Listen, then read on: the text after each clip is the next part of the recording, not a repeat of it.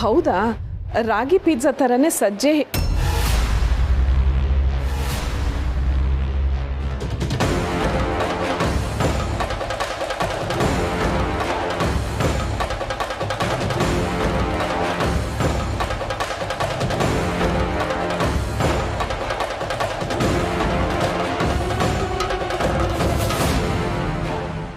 ನೀನೇನೇ ಮಾಡ್ತಿದ್ಯಾ ಇಲ್ಲಿ?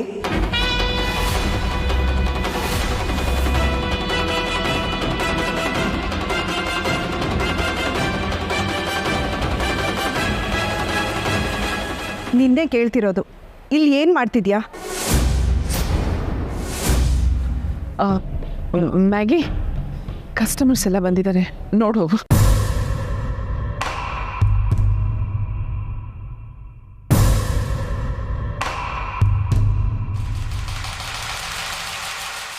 ನಾನದು ಇಲ್ಲಿ ಇಂಥ ದೊಡ್ಡ ಕೆಫೆಲಿ ನಿನಗೇನು ಕೆಲಸ? ಓ, ಮಾಧವ್ ಅವರು ದೊಡ್ಡ ಸೆಲೆಬ್ರಿಟಿ, ಹಾಗಂತ ಅವ್ರ ಹತ್ರ ಸಿಂಪತಿ ಗಿಟ್ಟಿಸ್ಕೊಳಕ್ಕೆ ಬಂದಿದ್ಯಾ? ನಿನ್ನ ಸೊಸೆ ಪೂರ್ಣಿ ಹಿಂದೆ ಬಿದ್ದು ಫ್ರೆಂಡ್ಶಿಪ್ ಮಾಡ್ಕೊಂಡಿದ್ದು ಸಾಲದು ಅಂತ ನೀನೀಗ ಮಾಧವ್ ಸರ್ ಕೆಫೆಗೆ ಬಂದಿದ್ಯಾ? ಅತ್ತೆ ಸೊಸೆಗೆ ಹೀಗೆ ದೊಡ್ಡವ್ರ ಮನೆಯವ್ರ ಹಿಂದೆ ಅಲಿಯೋದನ್ನು ಬಿಟ್ಟರೆ ಬೇರೆ ಕೆಲಸನೇ ಇಲ್ವಾ? ನಿಮ್ಮಂಥ ಜನಗಳಿಗೆ ದುಡ್ಡಿರೋರು ನೋಡಿದರೆ ಬುಟ್ಟಿಗೆ ಹಾಕೊಳ್ಳೋದೇ ಕೆಲಸ ಅನಿಸುತ್ತೆ.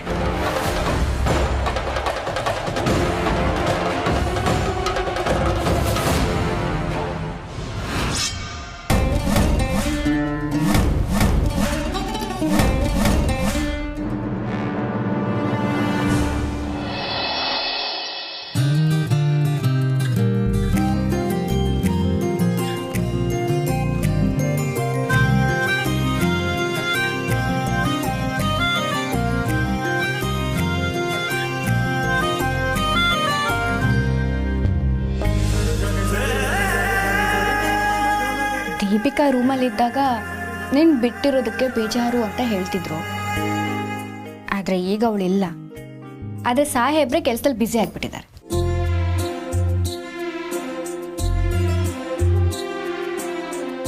ರೀ, ಯಾಕೊಂಥರ ಡಲ್ ಆಗಿದ್ದೀರಾ? ನೆನ್ನೆ ನೀವು ಅತ್ತೆ ಮಾತಾಡಿದ ಮೇಲಿಂದ ಹೀಗಿದ್ದೀರಾ? ಏನಾದರೂ ಸಮಸ್ಯೆನಾ? ದುಡ್ಕಿ ಚಿಕ್ಕಮ್ಮನಿಗೆ ನೋವಾಗುವಂಥ ಕೆಲಸ ಮಾಡಿಬಿಟ್ಟೆ ಪುಣ್ಯನೇ. ಅವ್ರು ನನ್ನ ಅಭಿನ ಎಷ್ಟು ಕೇರ್ ಮಾಡ್ತಾರೆ, ಆದರೆ ನಾನು ಯಾವುದೋ ವಿಷಯಕ್ಕೆ ಅವನು ಹರ್ಟ್ ಮಾಡಿಬಿಟ್ಟೆ. ಒಂಥರ ಗಿಲ್ಟ್ ಆಗ್ತಿದೆ. ರೀ, ಇಷ್ಟೊಂದು ಸೆನ್ಸಿಟಿವ್ ಆದರೆ ಹೇಗೆ? ನಿಮ್ಮ ಮಾತಿಂದ ನಿಜವಾಗ್ಲೂ ಅತ್ತೆಗೆ ಹರ್ಟ್ ಆಗಿದ್ರೆ ಅವ್ರು ಬೇಜಾರು ಮಾಡ್ಕೊಂಡಿರೋರು. ಆದರೆ ನಾನು ಅಬ್ಸರ್ವ್ ಮಾಡಿರೋ ಪ್ರಕಾರ ಅವ್ರು ಯಾವತ್ತಿನ ಥರನೇ ಖುಷಿಯಾಗೇ ಇದ್ರಲ್ಲ. ಇಲ್ಲ ಪುಣ್ಯ, ಚಿಕ್ಕಮ್ಮ ಇರೋದೇ ಹಾಗೆ. ಅವ್ರ ಮನ್ಸಿಗೆ ನೋವಾಗಿದ್ರು ತೋರಿಸ್ಕೊಳಲ್ಲ. ನಾನು ಹೀಗೆ ಅನ್ಕೊಂಡಲ್ಲ ಅಂತ ಅವರಿಗೆ ಖಂಡಿತ ಬೇಜಾರಾಗಿರತ್ತೆ. ವಿಷಯ ಏನು ಅಂತ ನನಗೆ ಗೊತ್ತಿಲ್ಲ. ನನಗೆ ಹೇಳೋವಂಥದ್ದಲ್ಲ ಅಂದರೆ ನಾನು ಕೇಳೋದೂ ಇಲ್ಲ. ಆದರೆ ನಿಮಗೆ ನೀವು ಮಾಡಿದ್ದು ತಪ್ಪು ಅಂತ ಅನ್ಸಿದ್ರೆ ಅತ್ತೆ ಹತ್ರ ಸಾರಿ ಕೇಳಿದ್ರಾ? ಕೇಳಿದೆ ಪುಣ್ಯ. ಆಯ್ತಲ್ಲ, ಮತ್ತೆ ಪ್ರಾಮಾಣಿಕವಾಗಿ ಪಶ್ಚಾತ್ತಾಪ ಪಟ್ರೆ ನಾವು ಮಾಡಿದ ತಪ್ಪು ಅರ್ಧ ಮಾಫಿ ಆಗ್ಬಿಡುತ್ತೆ ಅಂತ ಮಾವ ಯಾವಾಗಲೂ ಹೇಳ್ತಿರ್ತಾರೆ. ಅಷ್ಟೇ ಅಲ್ಲ ರೀ, ತಪ್ಪು ಎಲ್ಲರೂ ಮಾಡ್ತಾರೆ. ನೀವು ಅದನ್ನ ಅರ್ಥ ಮಾಡ್ಕೊಂಡು ಕ್ಷಮೆ ಕೇಳಿದ್ದೀರಾ ಅಂದ್ರೆ ಅತ್ತೆ ನಿಮ್ಮನ್ನ ಕ್ಷಮಿಸ್ತಾ ಇರ್ತಾರಾ? ಕ್ಷಮಿಸಿರ್ತಾರೆ, ತಲೆ ಕೆಡಿಸ್ಕೋಬೇಡಿ. ಪರವಾಗಿಲ್ಲ, ನಿನ್ನ ತಲೆಯಲ್ಲೂ ಬುದ್ಧಿ ಇದೆ. ರೀ, ಅದೇನು ಡಬ್ಬಿ? ಅದೇ ಹೇಳೋದನ್ನೇ ಮರ್ತೆ. ನಾನು ನಿಮ್ಗೆ ಹೇಳಿದ್ನಲ್ಲ, ಒಬ್ರು ಲೇಡಿ ಆಫೀಸಿಗೆ ಬಂದಿದ್ರು ಅಂತ. ನಿನ್ನೆ ಅವರು ಮತ್ತೆ ಸಿಕ್ಕಿದ್ರು. ರಸ್ತೆ ದಾಟಕ್ಕಾಗದೆ ಕಷ್ಟಪಡ್ತಿದ್ರು. ನಾನು ಹೆಲ್ಪ್ ಮಾಡಿದೆ. ಆಮೇಲೆ ಬಾಕ್ಸ್ ಕೊಟ್ಟರು. ನಾನು ಆಫೀಸಲ್ಲೇ ಮರೆತು ಬಂದಿದ್ದೆ. ಆ ಮಂಥನ್ ಮಹಿಳೆ ಮನೆಗೆ ಕಳ್ಸಕ್ಕೆ ಹೇಳಿದೆ. ಅವ್ರ ಕೈ ರುಚಿ ನಿಮಗೂ ಗೊತ್ತಾಗಲಿ ಅಂತ.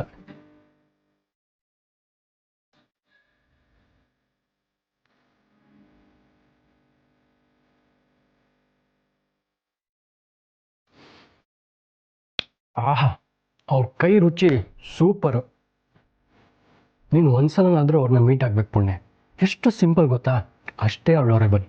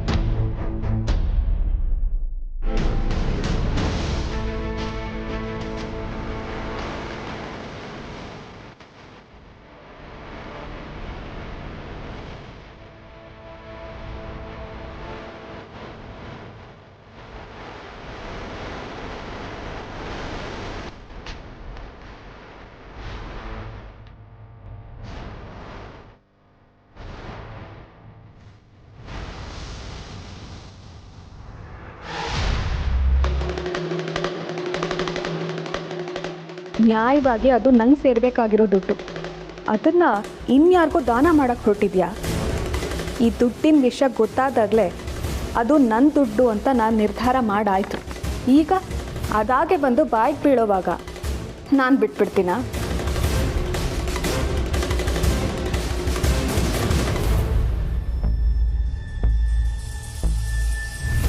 ಏನು ಯಾರಾದರೂ ಬಂದಿದ್ರ ರೂಮ್ಗೆ? ಈ ಮನೇಲಿ ಯಾವಾಗ ಏನು ನಡೆಯುತ್ತೆ ಹೇಳಕ್ಕೆ ಬರಲ್ಲ. ಅದರಲ್ಲೂ ಆ ಓಡ್ ಬಂದವಳು ಈ ಮನೆಯಲ್ಲೇ ಇದ್ದಾಳೆ ಅಂತಂದಾಗ ಇಷ್ಟು ದುಡ್ಡು ಹೀಗೆ ಬಿಟ್ಟು ಹೋದರೆ ಕಷ್ಟ. ಒಂದು, ನಾನು ಈ ರೂಮೇ ಬಿಟ್ಟು ಹೋಗೋ ಹಾಗಿಲ್ಲ, ಹೋದರೂ ಕೂಡ ಲಾಕ್ ಮಾಡ್ಕೊಂಡು ಹೋಗಬೇಕು. ಎಂಥ ಮುತ್ಕಾನೋ ಇವನು.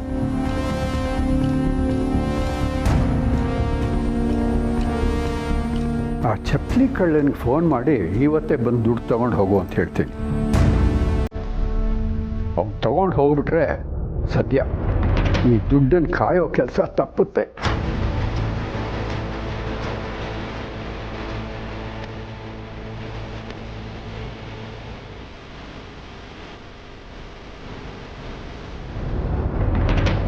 ಶಾರ್ವರಿ, ನೀನು ಯಾವಾಗ ಬಂದೆ? ನೀವೆಲ್ಲಿ ಹೊರಟ್ರಿ? ನಾನು ನಿಮ್ಮನ್ನು ಶಾರ್ವರಿಗೆ ಪರಿಚಯ ಮಾಡಿಸ್ಕೊಡ್ಬೇಕು ಅನ್ಕೋತಿದ್ದೆ. ಶಾರ್ವರಿ, ನಾನು ಹೇಳ್ತಿದ್ದೆಲ್ಲ ನನ್ನ ಫ್ರೆಂಡು ಅಂತ, ಇವರೇ.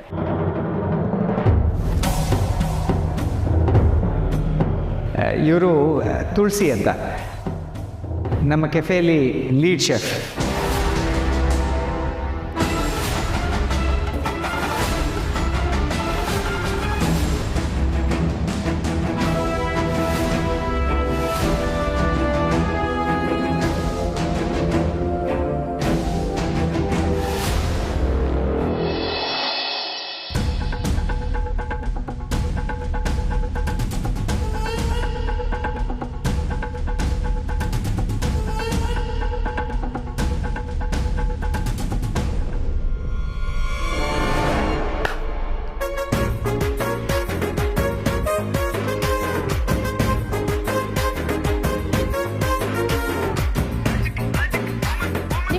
ತವ್ರ ಮನೆ ಅಲ್ವಾ, ಇಲ್ಲೇ ಇದ್ಬಿಡಿ. ನಿಮ್ಗೆ ನಮ್ಮನೆ ಯಾಕೆ ಬೇಕು? ನಂದಿನಿ, ನನ್ನ ಮಾತು ಕೇಳಮ್ಮ. ಇದು ಶೂರ್ಪನಕ್ಕೆ ಧ್ವನಿ ಅಲ್ವಾ? ಮತ್ತೇನಾದ್ರು ಗಲಾಟೆನಾ?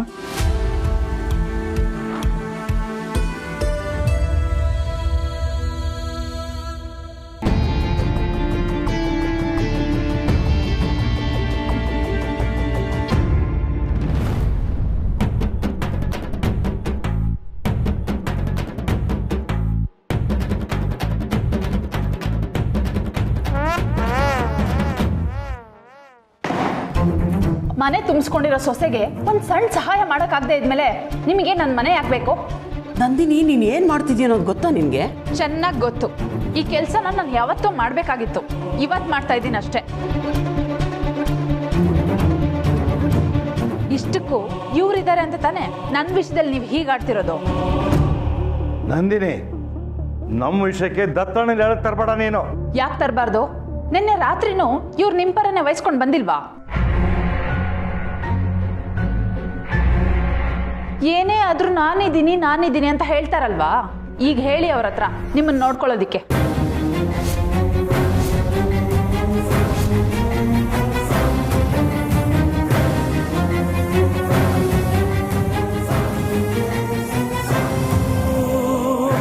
ನಂದಿನಿ, ಈಗ ಅವಮಾನ ಮಾಡಬೇಡ. ನೀವು ನನಗೆ ಅವಮಾನ ಮಾಡಿದ್ದು? ನಾನೇನು ಕೋಟಿಗಟ್ಟಲೆ ಹಣ ಕೇಳಿದ್ನಾ? ಅತ್ತೆ ಸರನ್ನ ಗಿರ್ವಿ ಇಡಕ್ಕೆ ಹೇಳ್ದೆ ಅಷ್ಟೇ. ನಂದಿನಿ, ನಮಗೆ ಕಷ್ಟ ಕಾಲಕ್ಕೆ ಅಂತ ಇರೋದು ಅದೊಂದೇ. ನೀನು ಅದನ್ನ... ನಾನು ಕಷ್ಟ ಕಾಲದಲ್ಲೇ ಕೇಳಿದ್ದು. ನೋಡಿ, ನಾನು ಅಮೌಂಟ್ನ ಹೇಗಾದರೂ ಅಡ್ಜಸ್ಟ್ ಮಾಡ್ಕೋತೀನಿ. ನಾನು ಕೈ ಹಾಕಿದ ಕೆಲಸ ಹೇಗಾದರೂ ಮಾಡೇ ಮಾಡ್ತೀನಿ.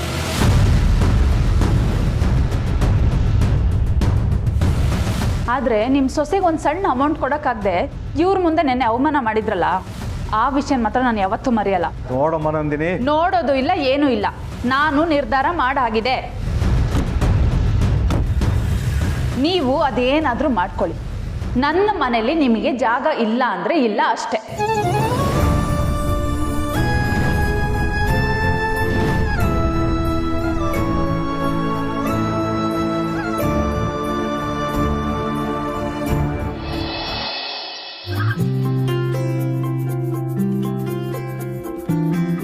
ಪೂರ್ಣಿ, ಶಾರ್ವರಿ ಅತ್ತೆ ಬರಲಿಲ್ವಾ? ಅವ್ರು ಬ್ಯುಸಿ ಇದ್ದಾರೆ ದೀಪಿಕಾ. ಸ್ವಲ್ಪ ದಿನದಿಂದ ಅವ್ರಿಗೆ ಆಚೆ ಹೋಗೋಕ್ಕೆ ಆಗಿರಲಿಲ್ಲ. ಅದಕ್ಕೆ ಇವತ್ತು ಅವ್ರಿಗೆ ಬೇರೆ ಏನೋ ಕೆಲಸ ಇದೆ, ನಮಗೆ ಹೋಗೋಕೆ ಹೇಳಿದ್ರು. ನೀನು ಯಾವುದಕ್ಕೂ ಸಂಕೋಚ ಪಟ್ಕೋಬೇಡ. ನಮ್ಮ ಮನೆ ಕಡೆಯಿಂದ ಮದುವೆಗೆ ಏನೇನು ಕೊಡಬೇಕೋ ಎಲ್ಲನೂ ಇವತ್ತೇ ಪರ್ಚೇಸ್ ಮಾಡು. ನೀನೇ ಸೆಲೆಕ್ಷನ್ ಮಾಡು, ನೋ ಪ್ರಾಬ್ಲಮ್. ನಂಗೆ ಇವಳು ಕಂಡ್ರೆ ಆಗೋಲ್ಲ ಅನ್ನೋದು ಶಾರ್ವರಿ ಅತ್ತೆಗೆ ಗೊತ್ತು. ಹಾಗೆ ಹೇಳೋಕೆ ಹೋದರೆ ನನ್ನ ಮನೆಯಿಂದ ಆಚೆ ಬರೋ ಹಾಗಾಗಿದ್ದು ಇವಳಿಂದ. ಸಾಲದು ಅಂತ ನನ್ನ ಟೇಸ್ಟು ಇವಳ ಟೇಸ್ಟು ಬೇರೆ ಅಂತ ಗೊತ್ತಿದ್ರು ಬೇಕಂತಲೇ ಇವಳನ್ನ ನನ್ನ ಜೊತೆ ಶಾಪಿಂಗ್ ಕಳಿಸಿದ್ದಾರೆ. ಬೇಕಾಗಿದ್ದನ್ನ ತಗೊಂಡು ಮೊದಲು ಇಲ್ಲಿಂದ ಕಳಿಸ್ಕೋಬೇಕು. ಮಾಮ್ಗೆ ಮಾಡಕ್ಕೆ ಬೇರೆ ಕೆಲಸನೇ ಇಲ್ಲ. ಹೋಗಿ ಹೋಗಿ ಇವರಿಬ್ಬರ ಮಧ್ಯೆ ನನ್ನ ತಗ್ಲಾಕಿದ್ದಾರೆ. ಕರ್ಮ. ಏನು ಯೋಚನೆ ಮಾಡ್ತಿದ್ಯಾ? ಬಾ ದೀಪಿಕಾ.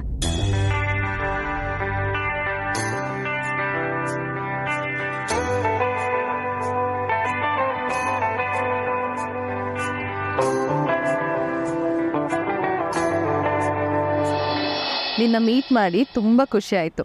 ನೀನು ವಾಪಸ್ ಹೋಗೋಕ್ಕಿಂತ ಮುಂಚೆ ಇನ್ನೊಂದು ಸರಿ ಮೀಟ್ ಮಾಡೋಣ. ಓಕೆ, ಬಾಯ್.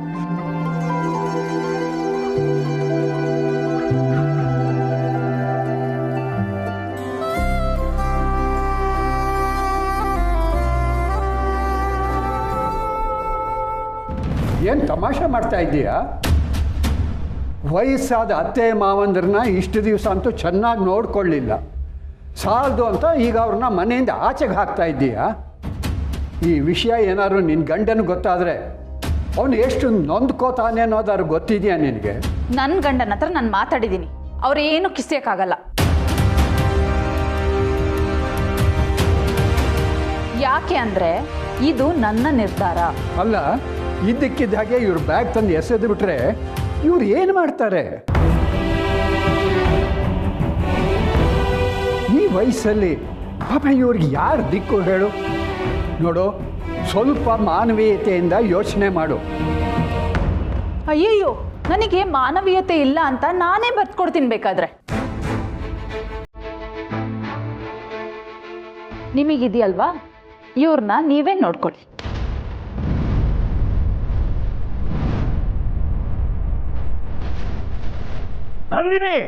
ಕಿರ್ಚಾಡ್ಬೇಡಿ.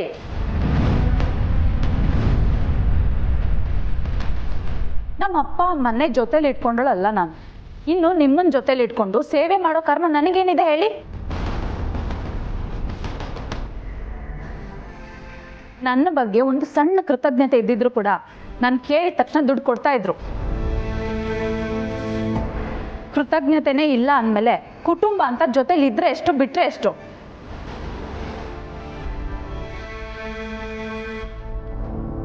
ಹೇಗೋ ನಿನ್ನೆ ನಿಮ್ಮ ಬೆಸ್ಟ್ ಫ್ರೆಂಡ್ ಅಂತ ನೀವೇ ಹೇಳಿದ್ರಲ್ವಾ, ನೀವೇ ನೋಡ್ಕೊಳ್ಳಿ.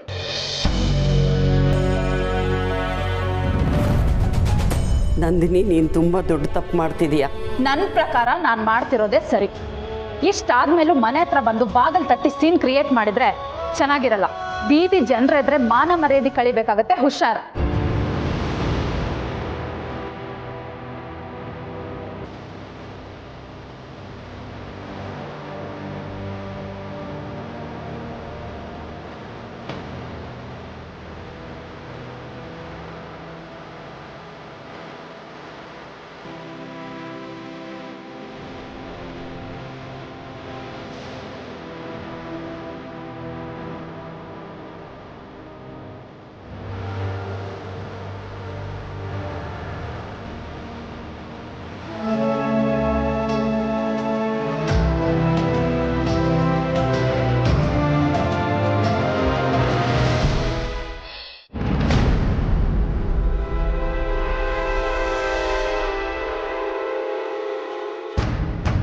ದೇವ್ರೆ, ಏನು ಮಾಡಲಿ ನಾನೀಗ?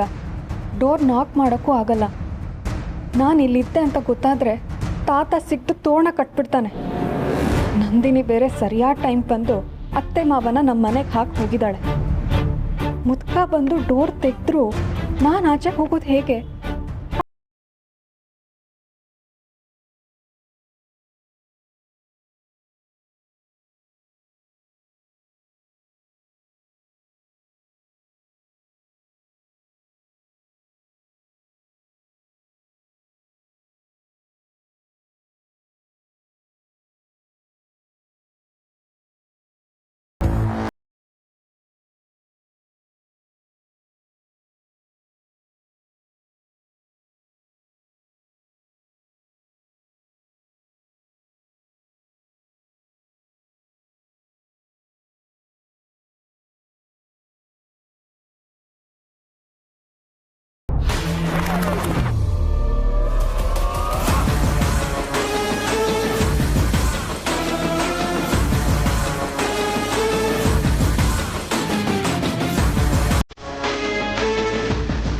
ಯಾವುದಾದ್ರೂ ಹಳೆ ಬ್ಯಾಗ್ ತಗೋಬೇಕು, ಇಲ್ಲಾಂದ್ರೆ ಆ ಮುದ್ಕ ಬ್ಯಾಗ್ ನೋಡಿನೇ ಪತ್ತೆ ಮಾಡಿಬಿಡ್ತಾನೆ.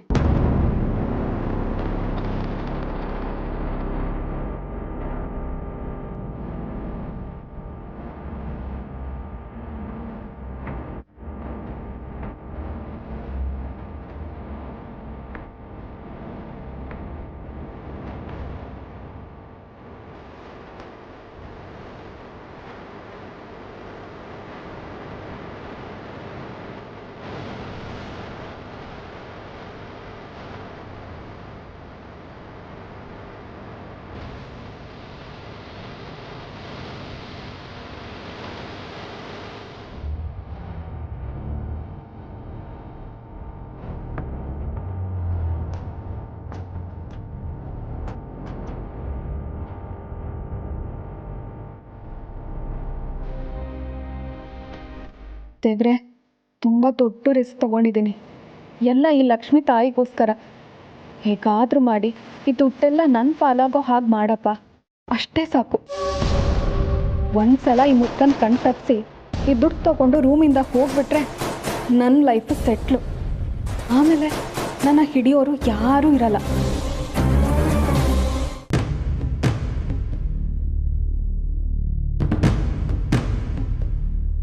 ನಮಸ್ಕಾರ.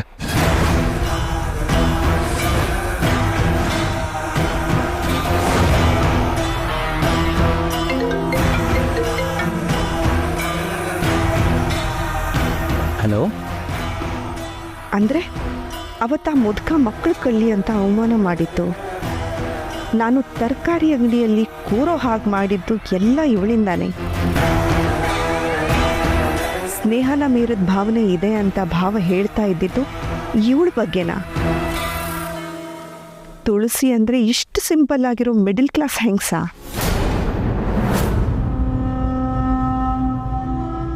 ಅಯ್ಯೋ, ತುಳಸಿಯವ್ರನ್ನ ನಿನಗೆ ಇಂಟ್ರೊಡ್ಯೂಸ್ ಮಾಡಿಕೊಟ್ಟು ನೀನು ಯಾರು ಅಂತ ಅವ್ರಿಗೆ ಹೇಳಲೇ ಇಲ್ವಲ್ಲ. ತುಳಸಿಯವರೇ, ಇದು ಶಾರ್ವರಿ, ನನ್ನ ತಮ್ಮ ಮಹೇಶನ ಹೆಂಡತಿ. ನಿಮ್ಗವತ್ತು ದೇವಸ್ಥಾನದಲ್ಲಿ ನನ್ನ ತಮ್ಮ ಮಹೇಶನ ಇಂಟ್ರೊಡ್ಯೂಸ್ ಮಾಡಿಕೊಟ್ಟೆ ಅಲ್ಲ? ನಿಜ ಹೇಳಬೇಕು ಅಂದರೆ ನಮ್ಮ ಮನೆಯನ್ನು ಸಂಭಾಳಿಸ್ತಿರೋದೇ ಶಾರ್ವರಿ. ನಮಸ್ಕಾರ.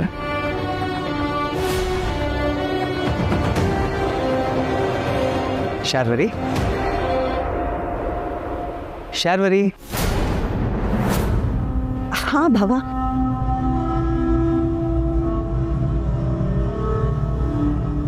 ಏನು ಯೋಚಿಸ್ತಾ ಇದೆಯಾ? ತುಳಸಿಯವ್ರನ್ನ ಪರಿಚಯ ಮಾಡಿಕೊಟ್ರು, ನೀನೇನೋ ಯೋಚಿಸ್ತಾ ಇದೆಯಾ? ಏನು, ಏನಾದರೂ ಟೆನ್ಷನ್ನಾ? ಹಾಗೇನಿಲ್ಲ ಬಾಬಾ, ಅದು ಬಿಸ್ನೆಸ್ ವಿಷಯ. ನಾನಿನ್ನು ಬರ್ತೀನಿ. ಅಲ್ಲ, ನೀನು ಬಂದಿದ್ದು ಮರ್ತೇ ಬಿಟ್ಟಿದ್ದೆ. ಇದ್ರ ಮೇಲೆ ನಿಮ್ಮ ಸೈನ್ ಬೇಕಿತ್ತು. ತಗೊಳ್ಳಿ ಬಾಬಾ, ನಿಧಾನವಾಗಿ ಮಾಡಿ. ನಾನಿನ್ನು ಬರ್ತೀನಿ. ಸರಿ, ನಾನಿನ್ನು ಬರ್ತೀವಿ.